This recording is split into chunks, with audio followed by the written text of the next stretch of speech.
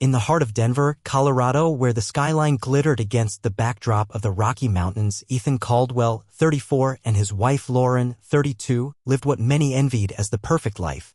Their downtown loft, with floor-to-ceiling windows and sleek modern furnishings, was a testament to their success.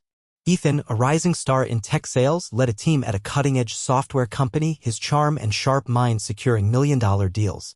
Lauren, a marketing director for a high-profile agency, thrived in the fast-paced world of brand campaigns, her creativity and poise earning her accolades.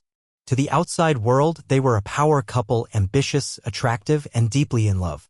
Their story began 5 years earlier at a charity gala in Boulder, where the clink of champagne glasses and soft jazz filled the air. Ethan, then 29, stood near the bar, his rugged good looks softened by a tailored suit. Lauren, radiant in a sapphire dress, caught his eye as she laughed with a group of donors.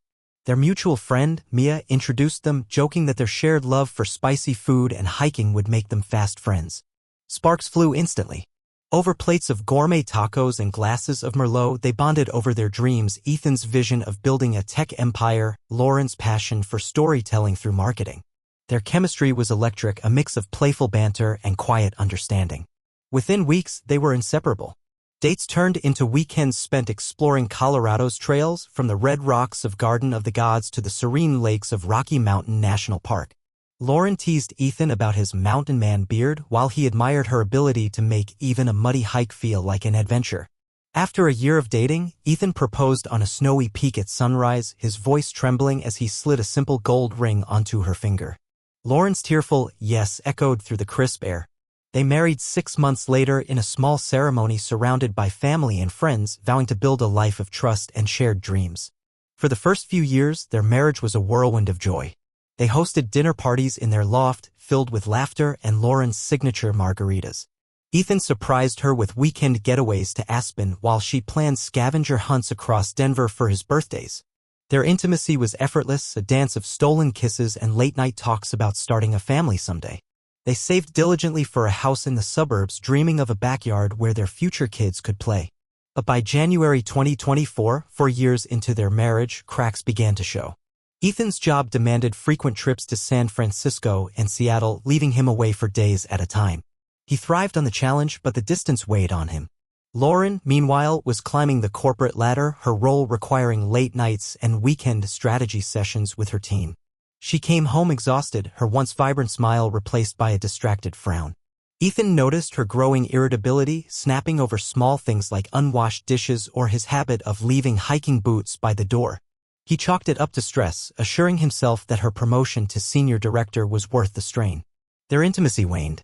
Nights that once ended in tangled sheets now saw Lauren scrolling her phone or working in their spare bedroom, which she'd turned into a home office.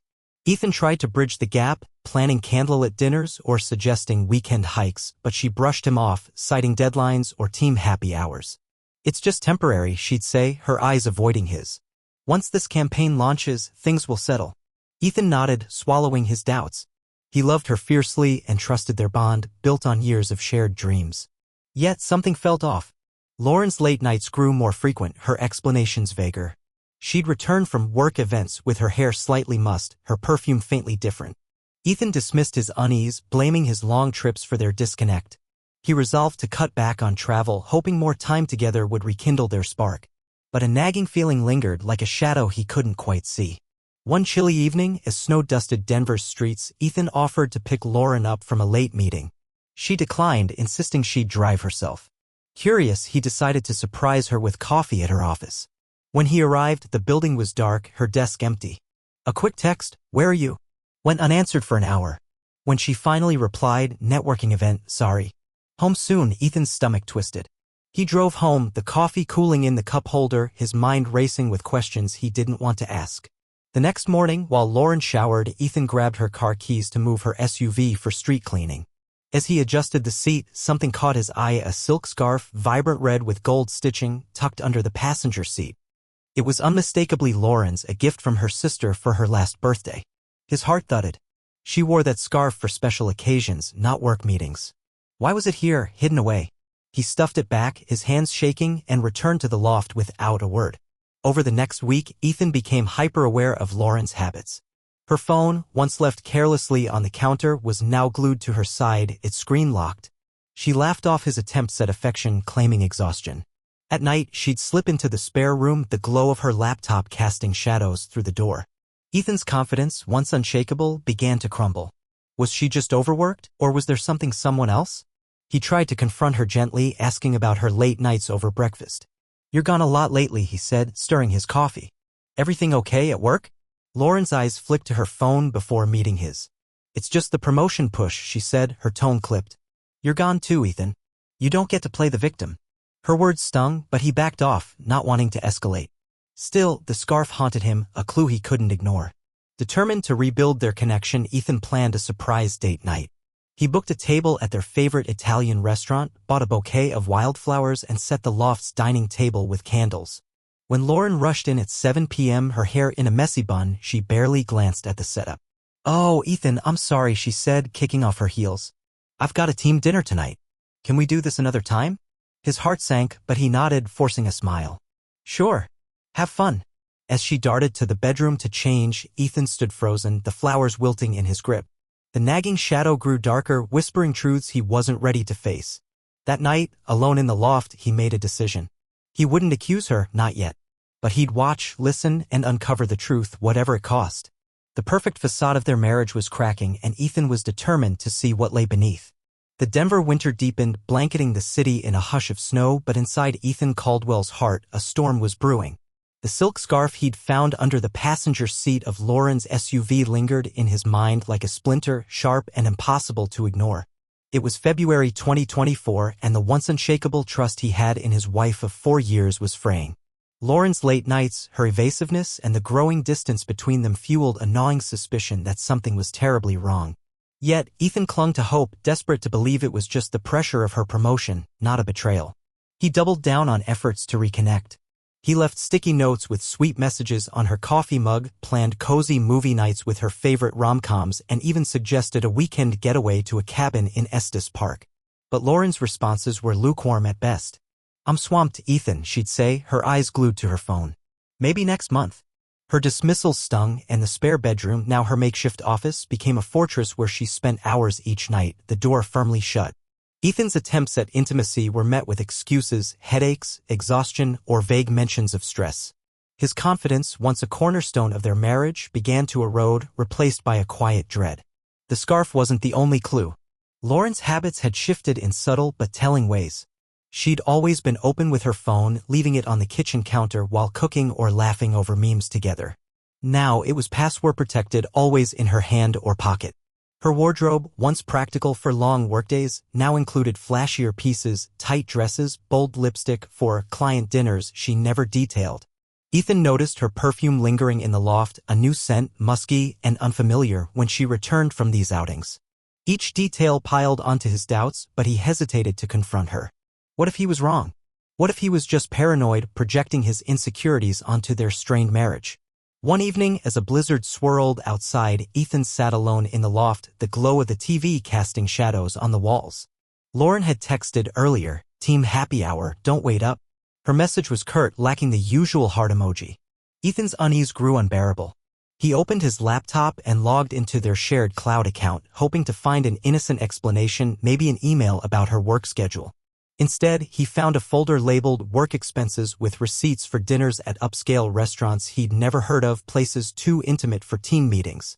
One receipt, from a wine bar in Lodo, listed a $200 tab for two, dated a night she'd claimed to be at a group brainstorming session. His pulse quickened. He closed the laptop, guilt mixing with anger. Was he crossing a line, or was she? The next day, Ethan decided to act. He couldn't keep living in this limbo of doubt. Lauren mentioned another team dinner, that evening at a trendy bar in Reno, a hip neighborhood known for its vibrant nightlife. "It's just colleagues," she said over breakfast, barely looking up from her coffee. Ethan nodded, his jaw tight. "Sounds fun," he replied, his voice steady despite the turmoil inside. As soon as she left for work, he devised a plan. He wouldn't confront her, not yet. But he'd see for himself what these team dinners really were. That night, Ethan drove to Reno, parking a block away from the bar Lauren had mentioned. The place was packed. its neon sign buzzing above a crowd of well-dressed professionals. He pulled his baseball cap low and slipped inside, blending into the shadows near the back. His heart pounded as he scanned the room. First, he didn't see her. Then, through the dim lighting, he spotted Lauren at a corner table, her laugh cutting through the chatter. She wasn't with a group. She was alone with a man. Tall, polished, with a confident smile. Ethan recognized him from a company photo on Lauren's desk. David, her charismatic boss. They sat close, too close, their knees brushing under the table. Lauren's hand rested on David's arm as she leaned in, her face lit with a warmth Ethan hadn't seen in months. A glass of red wine sat before her, the same brand she used to share with Ethan on their date nights. The sight hit him like a punch. He gripped the edge of the bar, his breath shallow, as David tucked a strand of Lauren's hair behind her ear. The gesture was intimate, practiced, as if it wasn't their first time. Ethan's world tilted, the noise of the bar fading into a dull roar. He slipped outside, the cold air biting his face, and waited in his car across the street. An hour later, Lauren and David emerged, their arms linked. They laughed as they crossed to the parking lot, stopping beside David's sleek black sedan. Ethan's hands tightened on the steering wheel as David pulled Lauren close, their lips meeting in a kiss that was anything but platonic. The betrayal was undeniable, a blade twisting in Ethan's chest. They climbed into David's car and drove off, leaving Ethan frozen, his breath fogging the windshield.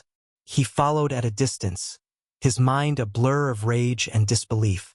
The sedan wound through Denver streets, stopping at a boutique hotel in Cherry Creek, its facade glowing with warm lights. Ethan parked across the street, his hands trembling as he watched Lauren and David step out, their hands entwined. They disappeared through the hotel's glass doors, and Ethan's vision blurred with tears. He'd seen enough. The truth was worse than he'd feared. His wife, his partner, was living a lie. Ethan drove aimlessly through the city, the weight of betrayal crushing him. He pulled over near a quiet park, the snow falling softly around him, and let the tears come. He felt foolish, humiliated, as if their entire marriage had been a facade. The plans they'd made, a house, a family, now seemed like cruel illusions. He punched the dashboard, the pain in his knuckles grounding him. He couldn't go home, not to the loft that reeked of her deception. But he also couldn't confront her, not yet. He needed a plan, a way to reclaim his life without losing himself to anger. As dawn broke, Ethan found himself at a diner on the edge of town, the kind with sticky tables and bottomless coffee. The waitress, a kind-eyed woman named Clara, slid a mug in front of him. "Rough night, Han?" she asked, her voice gentle. Ethan managed a nod, staring into the black coffee. "You ever feel like your whole world just collapsed?" he asked, his voice hoarse. Clara smiled sadly. "More times than I can count. But you pick up the pieces. Always do." Her words, simple but earnest, sparked something in him, a resolve to not let Lauren's betrayal define him. Ethan knew he couldn't stay in the loft, couldn't face Lauren's lies each day. He needed distance, a fresh start. As he sipped his coffee, he scrolled through his phone, landing on a listing for a small cabin in a mountain town an hour from Denver. It was modest, a fixer-upper, but it called to him, a refuge from the chaos. He saved the link, a plan forming. He wouldn't let her see him break. He'd walk away quietly and rebuild on his own terms. The revelation had shattered him, but it also set him free. The snow fell heavier now, cloaking Denver in a quiet that mirrored the numbness in Ethan Caldwell's heart. It was late February 2024, and the image of Lauren, his wife of 4 years, disappearing into a boutique hotel with her boss, David, burned in his mind. The betrayal was a wound, raw and unrelenting, but Ethan refused to let it consume him. He'd spent the night driving aimlessly, the city's lights blurring through his tears, until he ended up at a diner where a waitress's kind words sparked a flicker of resolve. He wouldn't confront Lauren, not yet. He wouldn't scream or beg. Instead, he'd reclaim his life, piece by piece, in a way she'd never expect. Ethan returned to their downtown loft at dawn, the space feeling foreign now, tainted by her lies. Lauren was asleep, her phone charging on the nightstand, oblivious to the storm she'd unleashed. He moved silently, packing a small bag with essentials, clothes, his laptop, a few books. He didn't touch their shared belongings, the photos of their hiking trips or the coffee mugs they'd picked out together. Those belonged to a life that no longer existed. As he zipped the bag, his wedding ring glinted in the dim light. He slipped it off, placing it on the kitchen counter beside a single sheet of paper. On it he wrote, "I saw everything. Good luck." The words were cold, final, a mirror to the emptiness he felt. He drove west, toward the mountains, the city fading in his rearview mirror. Ethan had saved a listing for a cabin in Pinewood, a small town nestled in the Rockies, an hour from Denver. The ad described it as a fixer-upper, modest but livable, on a plot owned by a local named Ray. It was a lifeline, a chance to escape the suffocating weight of Lauren's deception. Ethan called the number from the listing, his voice steady despite the ache in his chest. Ray, a gruff but warm man in his 50s, answered. "Cabin's still available," he said. "Needs work, but it's got good bones. You handy?" Ethan managed a weak laugh. "I can learn." They agreed to meet that afternoon. Pinewood was a world away from Denver's bustle. Pine trees lined the winding roads, and the air carried the scent of earth and wood smoke. Ray's property sprawled across 10 acres, dotted with aspens and a creek that gurgled softly. The cabin was small, a one-bedroom with peeling paint and a sagging porch, but Ethan saw potential in its sturdy frame. Ray, a former mechanic turned bar owner, walked him through the place, pointing out the quirks. A leaky faucet, a finicky wood stove. "It ain't fancy," Ray said, scratching his beard, "but it's quiet. Good for clearing your head." Ethan nodded, his throat tight. Quiet was exactly what he needed. Over coffee at Ray's bar, a cozy spot called the Rusty Nail, Ethan opened up, the words spilling out before he could stop them. He told Ray about Lauren, the scarf, the hotel. Everything. Ray listened, his eyes kind but unflinching. "Been there, brother," he said, pouring Ethan a soda. "My ex pulled the same stunt years back. Hurts like hell, but you don't let it break you. You build something new." Ray offered a deal. Ethan could rent the cabin cheap if he fixed it up himself. "Gives you something to do besides stew," Ray added with a grin. Ethan shook his hand, a spark of hope igniting. This was his way out. Over the next week, Ethan moved methodically. While Lauren was at work, he returned to the loft in short bursts, packing his clothes, tools, and a few sentimental items. His grandfather's pocket knife, a journal from their early dating days. He was careful, leaving no trace of his plans. Lauren noticed nothing, her focus consumed by her team dinners and late-night texts. Ethan's silence was his shield, protecting him from her lies and his own anger. He opened a new bank account, transferring half their savings, his fair share, while leaving their joint account untouched. He wasn't out for revenge in the petty sense. He just wanted freedom. By the time Lauren left for a week-long work conference in Chicago, Ethan was ready. He loaded the last of his belongings into his truck and drove to Pinewood for good. Ray helped him settle into the cabin, hooking up a generator and showing him how to prime the water pump. The place was rough, drafty windows, a mattress on the floor, but Ethan felt a strange peace. He spent his first night staring at the stars through a cracked skylight, the silence of the mountains wrapping around him like a bomb. Lauren's texts came as expected, cheerful at first. "Landed in Chicago. Miss you." Ethan didn't reply. When she returned to the loft, her calls flooded his phone, her voice rising with panic. "Ethan, where are you? Why's your stuff gone?" He let them go to voicemail, each message a reminder of her hypocrisy. Her mother called too, leaving a worried message about working things out. Ethan ignored it. He'd built a life with Lauren on trust, and she'd shattered it. He owed her nothing, not an explanation, not a second chance. In Pinewood, Ethan threw himself into the cabin. He sanded floors, patched walls, and learned to split firewood, his muscles aching but his mind clearing. Ray became a mentor, dropping by with tools or a six-pack of soda, sharing stories of his own recovery from betrayal. The townsfolk, a tight-knit crew of artists and outdoorsmen, welcomed Ethan quietly. He joined pickup soccer games at the community field, his laughter surprising him. For the first time in months, he felt alive, unburdened by the weight of Lauren's secrets. His job, thankfully remote, kept him tethered to the world. He led virtual meetings from the cabin, his team none the wiser about his upheaval. The routine grounded him, a reminder that he was more than a betrayed husband.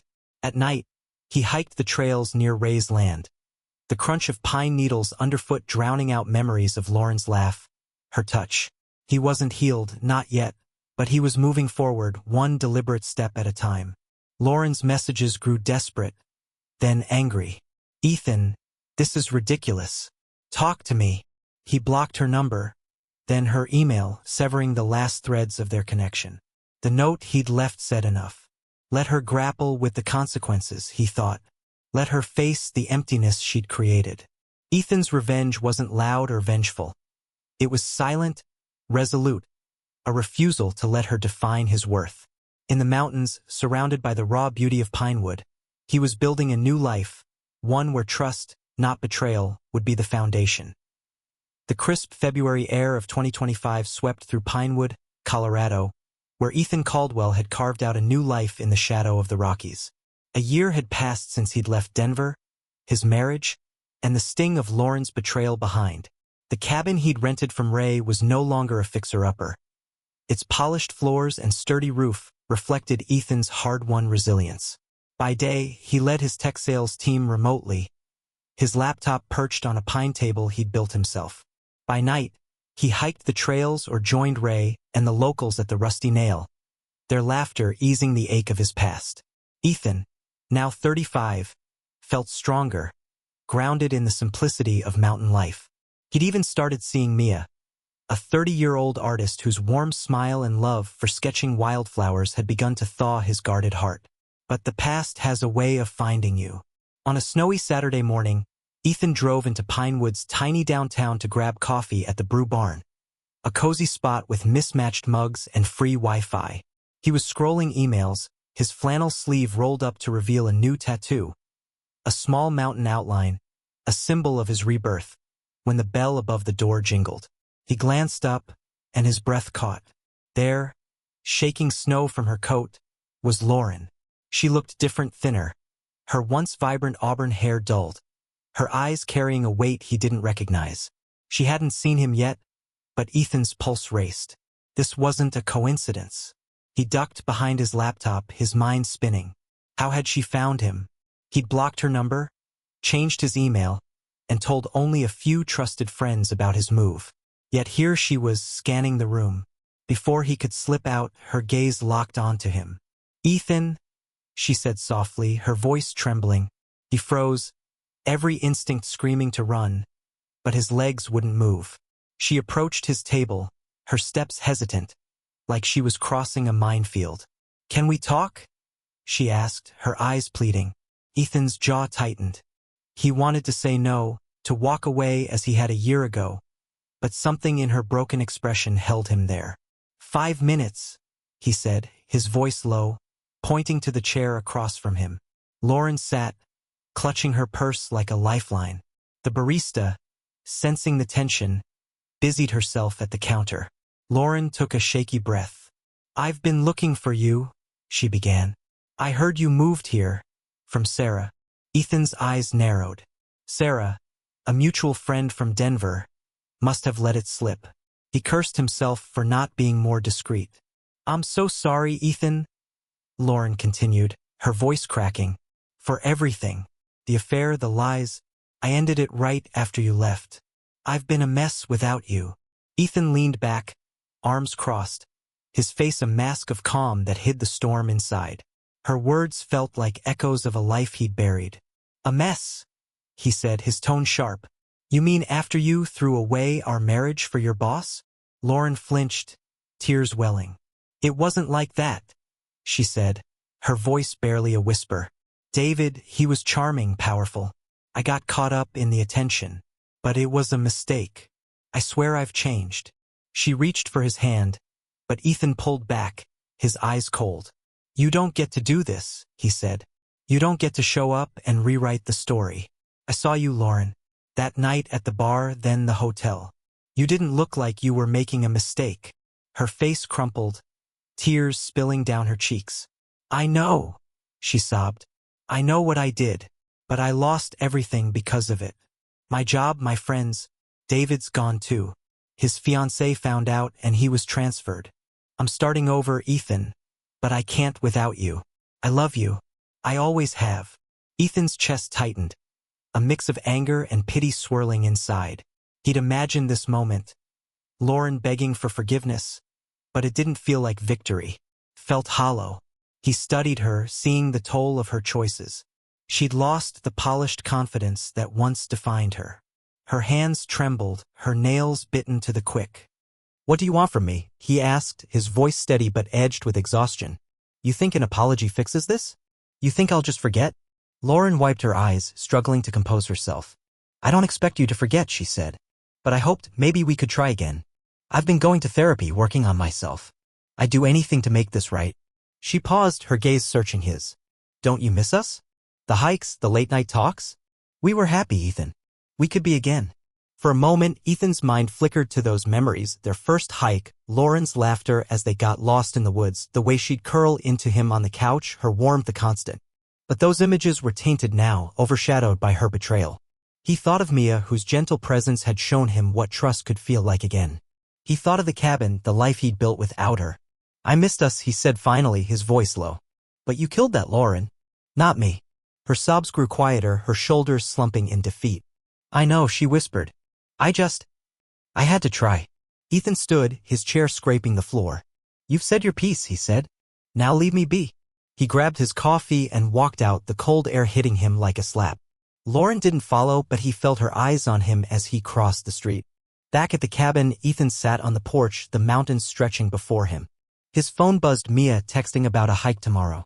He smiled, the knot in his chest loosening. Lauren's plea had shaken him, but it hadn't changed him. He'd chosen himself, his peace, over her promises. The confrontation was over, but the war for his heart was far from won. Would she try again? Would he ever fully let go? For now, he breathed in the pine-scented air, determined to keep moving forward, one step at a time. The Pinewood Mountains stood tall against the February 2025 sky, their snow-capped peaks a quiet reminder of Ethan Caldwell's hard-earned peace. The confrontation with Lauren at the brew barn had left him rattled, her tearful pleas echoing in his mind like a song he couldn't unhear. But as he sat on his cabin's porch, the crisp air filling his lungs, Ethan knew he'd made the right choice. He'd walked away from her, from the wreckage of their 4-year marriage, and into a life that felt authentically his. At 35, he was no longer the man who'd trusted blindly, but he wasn't bitter either. He was healing step by steady step. Lauren's words had stirred old wounds, memories of their hikes, their shared dreams of a family, but they couldn't erase the truth. She'd chosen David, her boss, and shattered their vows with a smile. Ethan had seen it all, the intimate dinner, the hotel, the lies.